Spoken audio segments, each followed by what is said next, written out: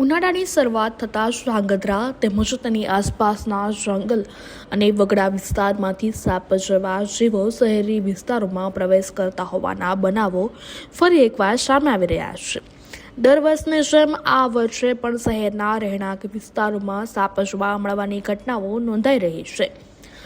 તાજેતરમાં ધ્રાંગધ્રાના એક ઘરમાં દુર્લભ અને બિનઝેરી સાપ જોવા મળતા પરિવારજનોમાં ભયનો માહોલ સર્જાયો હતો। જોકે સમય સૂચકતા દાખવીને વન્યજીવ રેસ્ક્યુઅર જયેશભાઈ ઝાલાને જાણ કરવામાં આવી હતી। જયેશભાઈ ઝાલાએ સ્થળ પર પહોંચીને કોઈ નુકસાન કર્યા વગર આ દુર્લભ બિનઝેરી સાપને સલામત રીતે પકડી લીધો અને બાદમાં તેને સુરક્ષિત જંગલ વિસ્તારમાં મુક્ત કર્યો હતો। વન વિભાગ તથા નિષ્ણાંતો દ્વારા નાગરિકોને અપીલ કરવામાં આવી છે કે સાપ દેખાય ત્યારે ગભરાવાના બદલે તરત જ રેસ્ક્યુ ટીમ અથવા વન વિભાગનો સંપર્ક કરવો, સાથે જ ઘરની આસપાસ સ્વચ્છતા જાળવવી, બિનજરૂરી ઝાડ ઝાંખર દૂર કરવું અને ખાસ કરીને બાળકોની સુરક્ષાનો ખાસ ધ્યાન રાખવાની સલાહ આપવામાં આવી છે। ઉનાળાની ગરમી વધતા આવા બનાવો વધવાની શક્યતા હોવાથી નાગરિકોએ સતર્ક રહેવું અત્યંત જરૂરી છે। નમસ્કાર, મારું નામ છે અમિતભાઈ મોરી। હું શાળા નંબર 2 ધ્રાંગધ્રામાં મદદનીશ શિક્ષક તરીકે ફરજ બજાવું છું। આજ રોજ 17 ફેબ્રુઆરી 2026 ના રોજ સાંજે 5 વાગે મારી શાળાની ફરજ પૂર્ણ કર્યા બાદ હું જ્યારે ઘેર આવ્યો એટલે તરત જ મને સામેના ઘેરથી એક કોલ આવ્યો કે અમારા ઘેર એક બૂટમાં સાપ જોવા મળેલ છે।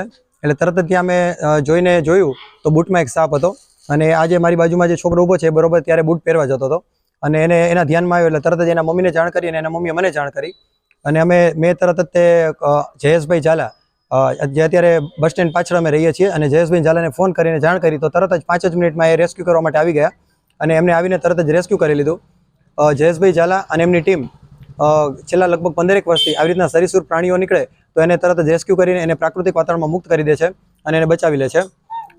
સાથે બીજી પણ એક વાત કરવાની કે નાના છોકરા જે અત્યારે બૂટ એમણે પહેરી લેતા હોય છે, અંધારામાં બૂટ પડેલા હોય તો એની અંદર ગમે ત્યારે સાપ આવીને અંધારામાં આવીને બેસી જતા હોય છે તો એ ખ્યાલ નથી રહેતો અને બૂટ પહેરવા જતાં એને તરત ડંસ મારી લે છે। પરંતુ આ તો ભાગ્યશાળી કહેવાય બાળક કે એને ધ્યાનમાં આવી ગયું અને તરત એને બૂટનો ઘા કરી દીધો અને એ બાળક બચી ગયું। આમ તો આ સાપ બિનઝેરી છે પરંતુ એની એક ખાસિયત એ છે કે આ સાપ લગભગ 3 વર્ષ બાદ એટલો દુર્લભ સાપ છે કે આ 3 વર્ષ બાદ જોવા મળેલો છે અને જયેશભાઈ ઝાલા દ્વારા અને એમની ટીમ દ્વારા ખૂબ જ સરસ કામ કરે છેલ્લા 15 વર્ષથી ખૂબ જ સરસ કામ કરવામાં આવે છે અને આવા સાપ ક્યાંય પણ જોવા મળે તો જેવો આપણે કોલ કરીએ એટલે તરત જ તે એમને જ્યાં હોય ત્યાંથી તરત જ અહીં હાજર થઈ જાય છે અને સાપને રેસ્ક્યુ કરીને એને પ્રાકૃતિક વાતાવરણમાં એને મુક્ત કરી આપે છે। Thank you. નમસ્તે।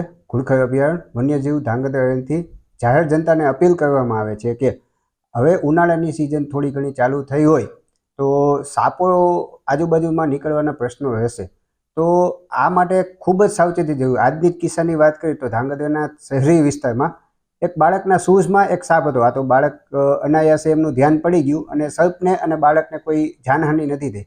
તો ખાસ કરીને જાહેર જનતાને અપીલ છે કે ઘરની આસપાસ જે કચરો હોય, લાકડા હોય, નળિયા જૂના હોય, એવો બધો કચરો ન રાખે કે જેથી સાપને જે સંતાવાના રહેઠાણો છે એ ન રહે અને સાપ અને જે મનુષ્ય વચ્ચેનું જે જાનહાનિ છે એ ટાળી શકાય। આ સિવાય ધ્રાંગધ્રા રેન્જ દ્વારા આ વર્ષે વરસાદની સિઝન પછીથી લઈને હાલમાં 350 કરતાં વધુ ઝેરી સર્પોનું રેસ્ક્યુ વન વિભાગ અને NGOના સહયોગથી બહુ સારી રીતે કરવામાં આવેલું છે અને જાહેર જનતાને બીજી અપીલ છે કે ભાઈ ક્યાંય પણ સાપ નજરે પડે તો તાત્કાલિક નજીકના વન વિભાગનો સંપર્ક અથવા NGOનો સંપર્ક કરે જેથી સંઘર્ષ ટાળી શકાય।